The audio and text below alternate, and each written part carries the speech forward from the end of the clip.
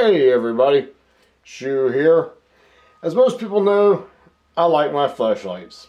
Mostly I use the Surefires and the Streamlights. And for my headgear I mostly use the night scopes.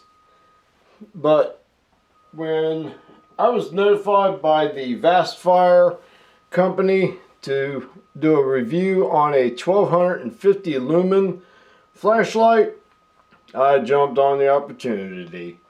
So I give you the 1250 lumen VastFire. This is the VA-C10 flashlight. Now when this arrives to you, it's actually individually packaged. Every piece in here has its own wrapping, which is pretty cool because they don't want anything to happen to this thing during shipment. First off, we'll start with the batteries. These batteries here, these are the 18650 rechargeable batteries. They're 2600 milliamps each. So it's a pretty good amount of storage in such a small container. They're 3.7 volt lithium ion batteries. And you get two of them. One for the flashlight, one for the backup. Whoop, sorry about that. So you get two of them. Both of them have the name VastFire. You also get a tailpiece, which you can swap this out with this one. Just unscrew this and screw this right onto it. This, and there's a small piece of Velcro here, which the Velcro is going to go on the back side of this. There's two operating modes on this. This is a pressure switch. You have momentary, which you push and hold.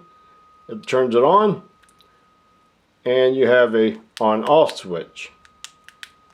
This is for use on like a firearm, which this is used in pair with the Picatinny rail mount, which I'll show you how Max over at High Camp mounts his. The weapon mount is just a simple claw type mount that goes on a Picatinny rail, if I can get that pronounced correctly, just by flipping the lever over to tighten it or release it. And this is just two halves held together with 4 Allen screws. And you just tighten that up onto the flashlight and mount it on the weapon. All right, I got the flashlight all mounted up. And that's what it looks like when it's on the mount. Pretty simple. Just 4 screws and it clamps tight. Then to mount it on the weapon, all you got to do is flip that little lever over, put it on the rail, any Picatinny rail, put it where you want it, and then just simply clamp it down. And that's how that mounts up. Now with this flashlight, you do get a USB powered charger. I'm going to plug this up. I actually have a 3 amp wall charger, so I'm going to see how long it takes for one of these batteries from, like, when it comes. I haven't charged this up yet. I do know that as soon as you put it into it, this does light up. I'm not sure if you can see it, but it does light up. I'm not sure how much of a charge, but I'm going to plug it up to my 3 amp charger and see how long it takes to charge. I'll put it right down here somewhere. The other battery, now they do come with a charge.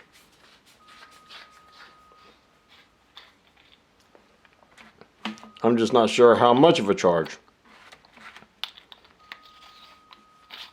Now the flashlight itself, according to the manufacturer, it's made with 6016 T6 aluminum, which means the 6016 is the aluminum itself, and the T6 is a temper strength, which it's artificially aged to make it meet the mechanical property requirements. So that makes for a very durable flashlight, which is a plus. Now the flashlight itself only has one mode, and that is on, unless you consider off a mode. But it only has on, that's it. There's no high, low, medium, flashing lights. This is just strictly on, which is great because you don't have to worry about cycling through different modes to get it to turn off. So if you need a light just to turn on, just turn off, this is perfect. It does have an IPX, it is IPX rated. It's IPX6 rated, which if you're new to that, like to the waterproofing breakdown, IPX6 just means it's ingress protected.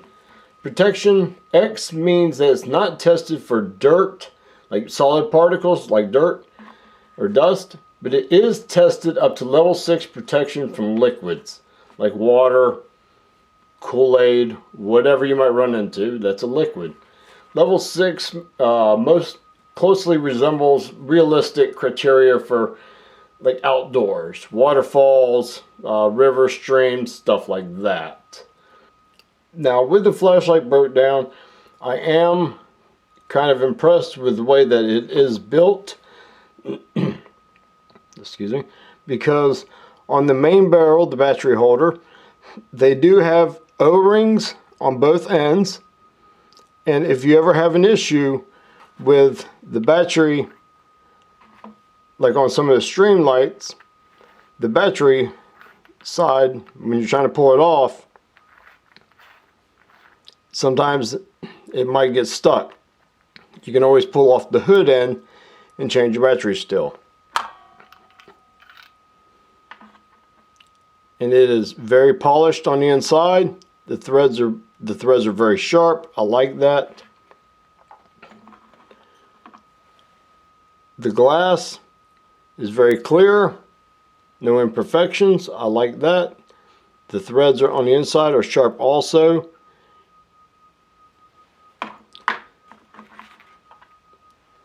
It is highly polished.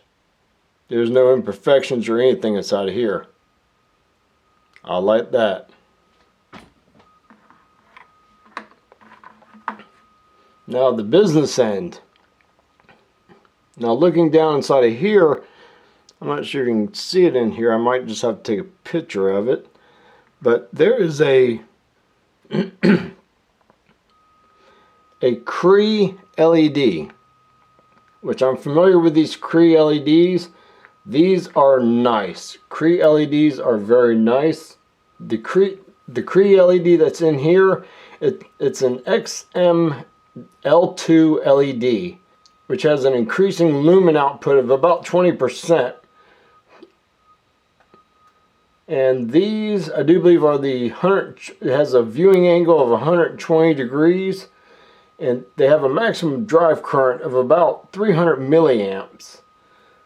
So this light, this LED, with these 2600 milliamp batteries are a great pair. That's actually pretty good. Here's the back side here. So everything that I'm seeing so far is very nice. I like this. For disassembly, cleaning, reassembly, it's very easy. You can drop everything in. And there's an O-ring on the hood.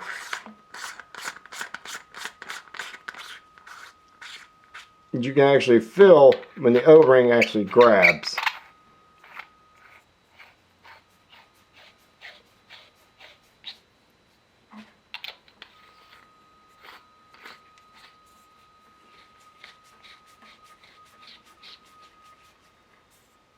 So,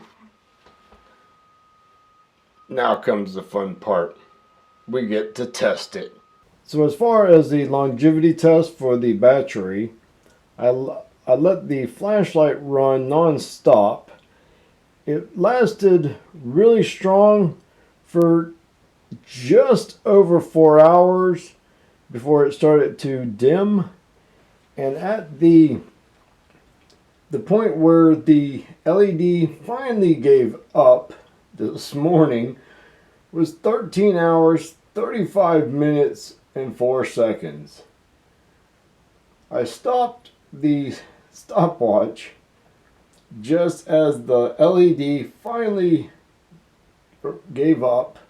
The battery gave up the ghost, and the LED actually stopped working. I noticed it was dimming all the way out, so I got to it just in time. So one battery fully charged. That's impressive. Very, very impressive. This morning when I got up, it could still put a beam out approximately 4 feet. That was a couple hours ago. So, very part of this test, we're going to do some math. I know how much everyone hates math, but it's pretty simple. What we're going to check the max throw that the light can put out, but we're going to compare what is being advertised as far as the 150 meters. All you simply need is the beam intensity that's being advertised, which is rated in the candelas. And they are advertising that this flashlight can put out 39,200 candelas. And they say with that it can reach 150 meters. So if you have a flashlight and you just bought it and it's showing these two measurements or something similar, all you need to do is have a calculator. Just hit square root of your candela, which in our case is 39,200. If I can hit 0, divided by 2 equals 140. That would be the 140 meters, which they are advertising it as 150 meters. Now, their results are, of course, in controlled environments. So their readings are done in laboratories and stuff like that. So if you get within 15 to 20 meters of whatever your flashlight says that it reaches or throw is, then you are very, very close. So that is a plus. So in this case, 140 meters versus 150 meters, you are very good. That flashlight is very dependable as far as its throw. Now for testing the output of the light, we're going to be using the Klein Tools ET130 light meter. Now as far as I know, there's no way of measuring the lumens directly, so we're going to be testing it by the lux. Then we're going to be doing, of course, the math to check the candela power. I hate doing the math, but for the sake of the review, we're going to do the math. And I'm going to be doing this in feet, excuse me. And for my friends over in the UK and everywhere else that uses meters, I'm going to go ahead and put the formula in meters at the bottom of the screen in case you want to do the same thing.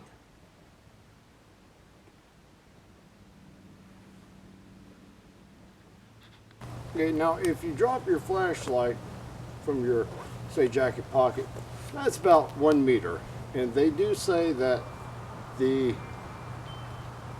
flashlight has a drop test of 1 meter, which 1 meter is approximately 3 feet 3 inches, and as you can tell, still works. Most flashlights can handle 3 feet 3 inches or 1 meter. So about from here is going to be 2 meters. Still works. So, but if you're going to do any kind of climbing, stuff like that, you might drop it a little bit further. So we're going to go figure 3, 6.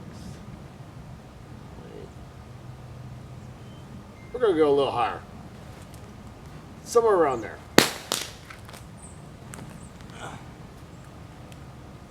Still works. Alrighty, for the water part, I've got these little knots tied in at every meter, or every 3 feet 3 inches. And as you can tell by the ice everywhere on the ground and the snow, it is cold out here. It's 20 degrees air temperature. The feel like is like 4, I think the weatherman said 4 or 5 degrees right now. It's cold. But right over here, right off the dock, I'm going to chunk this thing in there, and the knots are going to let me know how deep this thing went. So we're fixing to see how waterproof this actually is. So you happen upon a little stream or something and you accidentally drop your flashlight right in the water, and it just goes down and down and down. Oh boy, it's still going.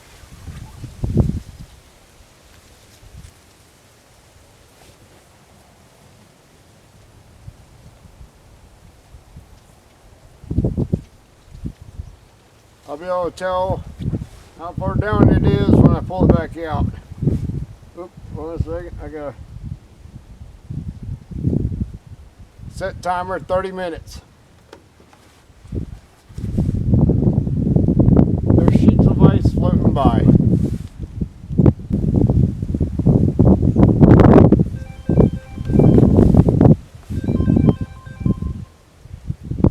There we go. 30 minutes couldn't go no quicker. Alright, so let's see. 1,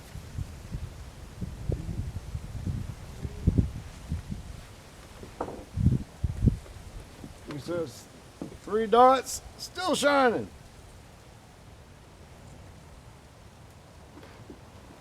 Still working. Alright. I'm gonna get the this thing's still working. I'm going to put the results right at the bottom here because I am freezing.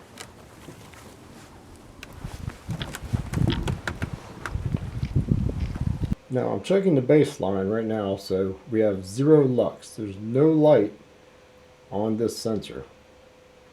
So 20 feet using the flashlight, and I'm holding it for 30 seconds at 20 feet away, and 30 seconds later turn the flashlight off.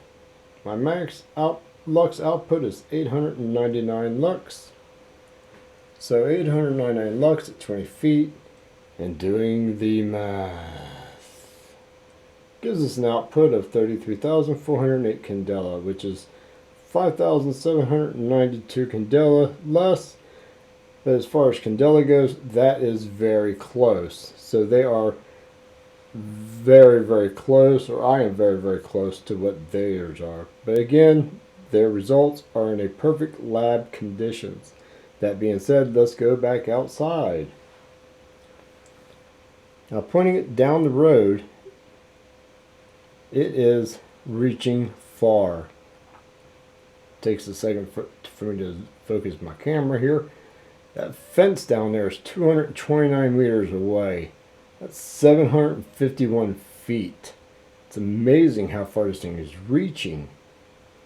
I wouldn't have thought it coming out of this little tiny flashlight.